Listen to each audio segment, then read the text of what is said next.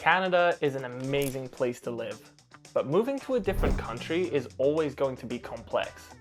So that's why in this video, we're breaking down each step of the process for you.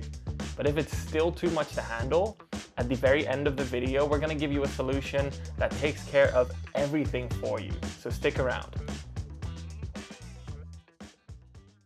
I suggest booking a hostel for your first few nights here in Canada and getting the following two steps out of the way as soon as you can. You're gonna need two things before you can get a job here in Canada. The first thing is a social insurance number, or a SIN, and the second one is a bank account. The first thing you need to sort out is your social insurance number. You need this to legally work in Canada. It's basically the Canadian equivalent to a tax identification number.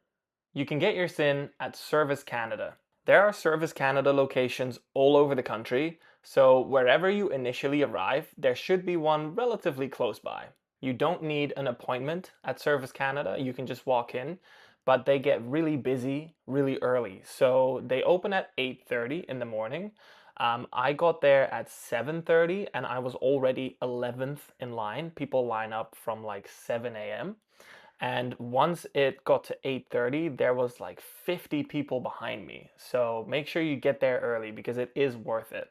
In terms of paperwork, make sure that you bring the physical copy of your work visa. Make sure you bring your passport. And if you have it, you can bring your lease agreement as well. If you don't have a permanent address yet, you can just use your Airbnb or your hostel address as well, and that should be fine. So once the doors open at 8:30, everyone goes inside. You just go up to the counter and you tell them that you're there to get a SIN. From there, it's all very straightforward. If all of your paperwork is in order, you'll walk out of there within 5 or 10 minutes with your SIN number.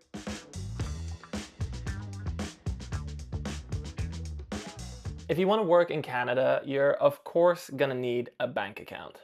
There are quite a few banks to choose from in Canada, so look around to see which bank suits your needs best. Many banks will be running deals for newcomers. We actually got $500 for free because we opened a checking account with TD Bank. You also don't need a permanent address to open up your bank account. You will need to bring your passport, your work visa, and your social insurance number. Once you've got your SIN and bank account sorted, there are a few other things that you should get done pretty quickly. The first is a Canadian phone number. You're gonna need one because future employers need a way to contact you. I recommend getting an eSIM for Canada before you leave home so that you have data straight away when you land. If you're staying in Canada for a year or more, it's worth it to get a phone plan. We use Rogers and have a plan bundled with our home internet. Housing will probably be one of the toughest hurdles. Some areas, like around Banff, have next to nothing available. Bigger cities like Toronto or Vancouver will have a lot more options, but don't expect it to be affordable. We're currently paying $2,375 a month for a 550 square foot, one bedroom apartment. We used apartments.com to find apartments for rent, and we actually applied a month in advance before we even came to Canada. We know people who save money by living in a share house. They rent one room in a large house with 10 or more people. Usually these rooms are furnished and have a flexible contract. You can find these on Facebook Marketplace or roomies.ca. Some jobs will come with housing, like if you work for the Fairmont Hotel or if you work up at one of the ski resorts like Whistler. If your job comes with housing, expect to sleep in a bunk bed with several others in the room. This is, however, a really cheap option. There's a couple girls that we talked to in Whistler and they're only paying $400 a month.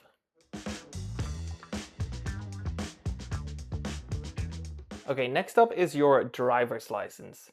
If you plan on driving in Canada, you're gonna need to pay attention to the rules of the province that you're gonna be living in.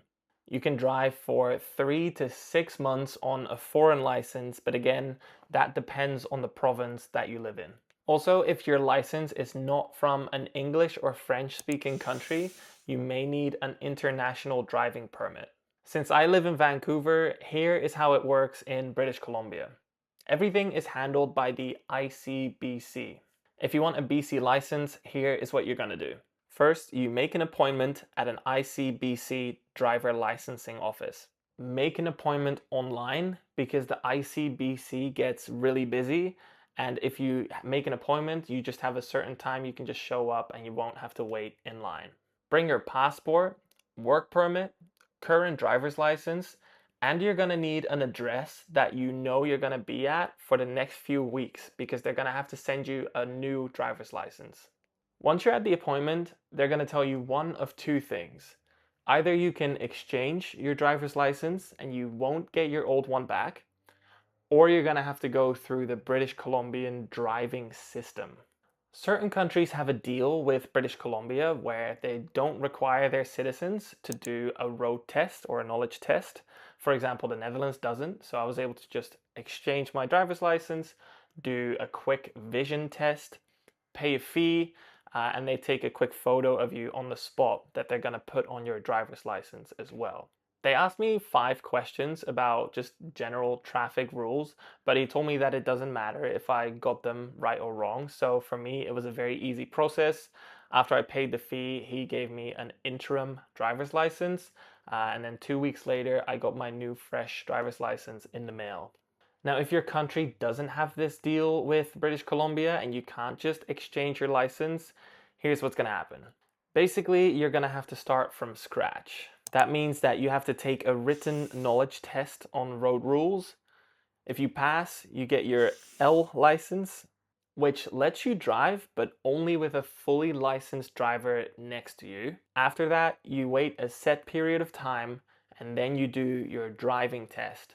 If you pass, you get your N license, and later you can upgrade to a full license. For the driving test, you need to book in advance, and you need to bring your own car or a rental car.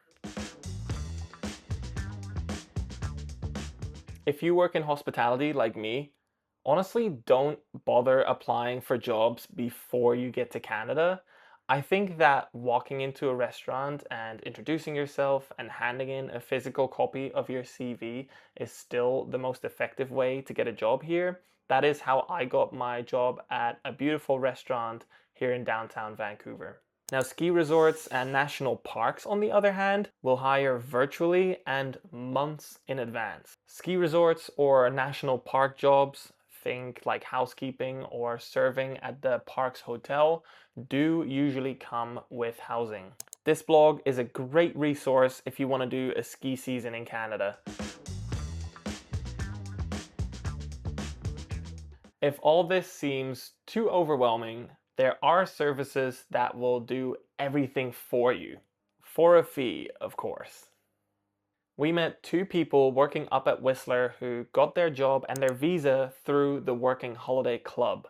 It is not a scam, but it is very pricey. But for them, they said it was worth it. Honestly, if it's your first time going abroad, this is a great option. So with that, I hope we've made this process a little bit less confusing for you. It was a little bit daunting for us, but within 2 weeks, we were fully settled.